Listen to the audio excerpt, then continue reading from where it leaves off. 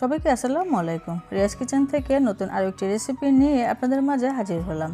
ঈদের স্পেশাল আজকে আপনাদের জন্য থাকছে বাটা মশলা দিয়ে গরুর মাংস ভুনা, যেটা দেখতেই শুধু সুন্দর হবে না, খেতেও হবে অসম্ভব মজার। আর এই সাধারণ কিছু মশলা দিয়ে, অল্প মশলা দিয়ে মাংস যে এত মজা হয় আপনারা তৈরি না করলে বুঝতে পারবেন না। চলে যাচ্ছি পুরো রেসিপিতে।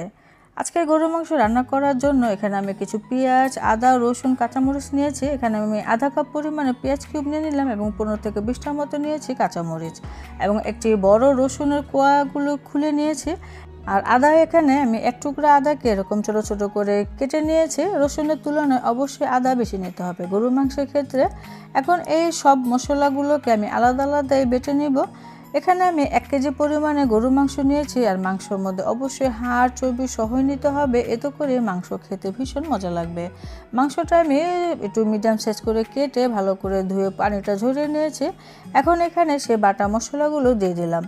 তো কাঁচামরিচের পরিমাণটা এখানে বেশি দিতে হবে, কারণ হচ্ছে এখানে আর কোনো মরিচের গুঁড়া যাবে না। আর এগুলো এরকম আধা ভাঙ্গা করে আমি বেটে নিয়েছি, শুধু আদাটাকে একটু মিহি করেছি, আর বাকি কাঁচামরিচ, পেঁয়াজ, রসুন এগুলোকে আমি একটু হালকা করে বেটে নিয়েছি। তো এগুলো সব কিছু আমি মাংসের উপরে দিয়ে দিলাম। সেই সাথে স্বাদ অনুযায়ী লবণ দিতে হবে এবং এখানে 2 চা চামচ পরিমাণে ধনিয়া গুঁড়া এবং 1 চা চামচ পরিমাণে জিরা গুঁড়া দিতে হবে।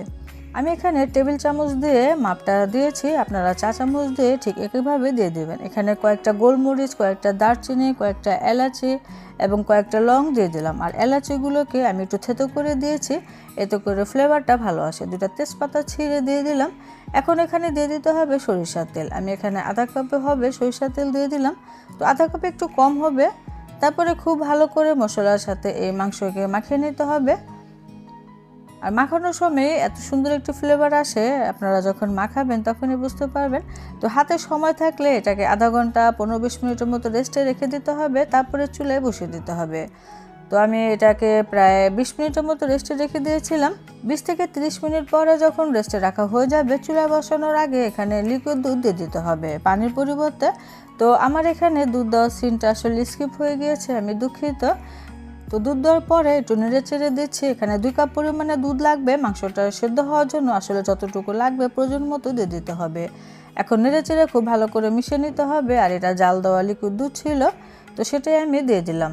খুব ভালো করে নেড়ে চেড়ে মিশিয়ে দিলাম। এখন আমি চুলায় বসিয়ে দিব।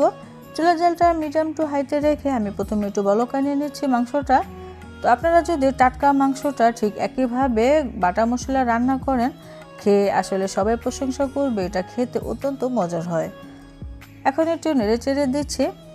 এখন চুলার জালটাকে মিডিয়ামে থেকে কমে রেখে মাংসটাকে পুরোপুরিভাবে রান্না করে নিব।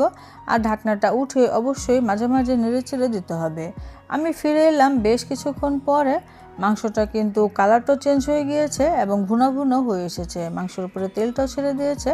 তো আমার মাংসটা কিন্তু রান্না হয়ে গিয়েছে, আমি এটা চেক করে নিয়েছিলাম। এখন শেষ পর্যায়ে এখানে আরও কিছু আস্ত কাঁচামরিচ দিয়ে দিলাম, এতে করে কাঁচামরিচে খুবই সুন্দর একটি ফ্লেভার আসে। আবারও নেড়ে চেড়ে দিচ্ছি। এখন আরও 5 থেকে 10 মিনিটের মতো আমি এভাবে কমিয়ে রেখে দিব ঢাকনা দিয়ে। তো তারপরে ফিরে এলাম। চুলা জালটা অবশ্যই এই পর্যায়ে কমিয়ে রাখতে হবে। তো এর থেকে আরেকটুখানি মাখা মাখা থাকতে নামিয়ে নিতে হবে, কারণ এটা নামানোর পরে আরেকটুখানি শুকিয়ে আসবে। এই গ্রেভিটা দেখেই বুঝতে পারছেন এটা কতটা লোভনীয় হবে।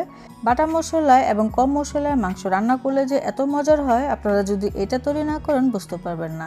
তো নামানোর আগ মুহূর্তে এখানে আমি 1 মুঠ পরিমাণে পেঁয়াজের বেরেস্তা দিয়ে দিলাম। চুলাটাকেও এখন বন্ধ করে দেবো। এখানে আর কোনো গরম মশলা গুঁড়া বা ভাজা জিরা গুঁড়া কিছুই দেওয়া লাগবে না।